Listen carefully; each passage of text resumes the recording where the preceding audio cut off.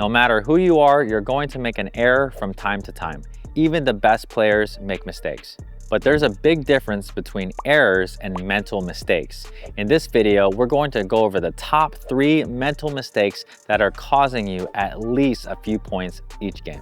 The first mental mistake that I see is when players want to constantly outdo their opponent. The most common example that I see is when players are in a cross-court dink battle and they are trying to hit the ball wider and wider. So for example, if I'm here on the left side and I'm hitting some cross-court dinks and my opponent is hitting me a really angled dink, maybe with topspin, pulling me out towards my sideline, I see many players in this tough position try to hit an extreme angle back.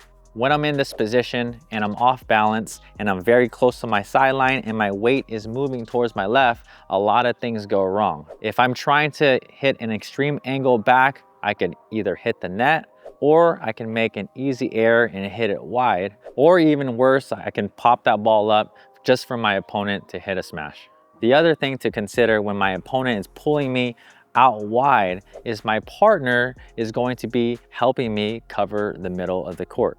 So when I'm out wide here and I try to hit it all the way back cross court, my partner and I are going to have to move quite a ways to get back into a good ready position.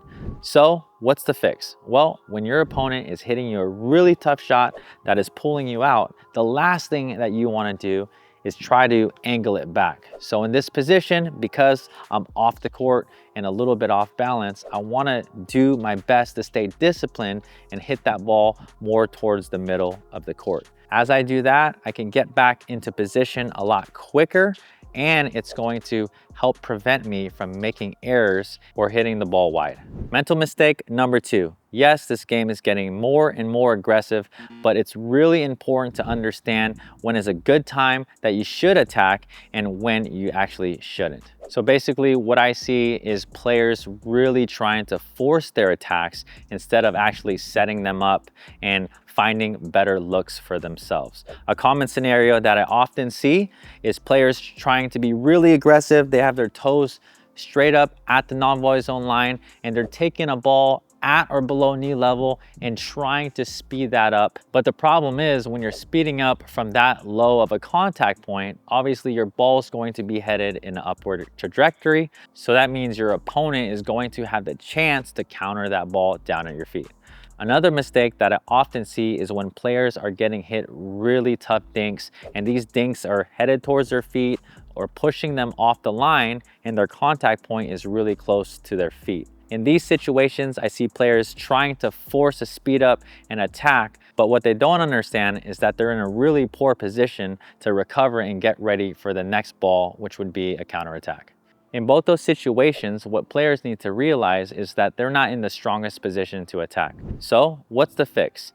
In these scenarios, instead of looking to attack right away, you have to train yourself to wait for another opportunity in the future. So if you're actually taking that volley dink out of the air, trying to take time away from your opponent, but it's below your knee level, then just hit another volley dink so that you then can regain balance and try to be aggressive on the next ball. If you are getting hit a really tough dink at your feet near that non-volley zone line, make sure that you try to get your next dink to bounce in the non-volley zone so that it can buy you time so that you can get right back up into a good position. The decision making on whether to attack or not can be very difficult to make in real time. That's why we made a free guide to attacking, so just check the description below or go to attackmasterclass.com.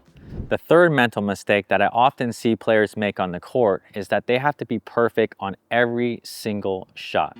In particular, when the return is coming back and they are attempting to hit a third shot drop, they feel like they have to hit it so perfectly and it has to land in the non-volley zone so that their opponents are never taking it out of the air. It doesn't matter who you watch, the pro players always make sure that they leave margin for their third shot so that they can always give themselves a chance to get up to the non-volley zone line. So instead of trying to make every third shot drop as perfect as possible, give yourself some height over the net and some margin. If your third shot drop is going to be hit out of the air by the opponent at the non-volley zone line, just stay back, hold your ground, and then play another ball.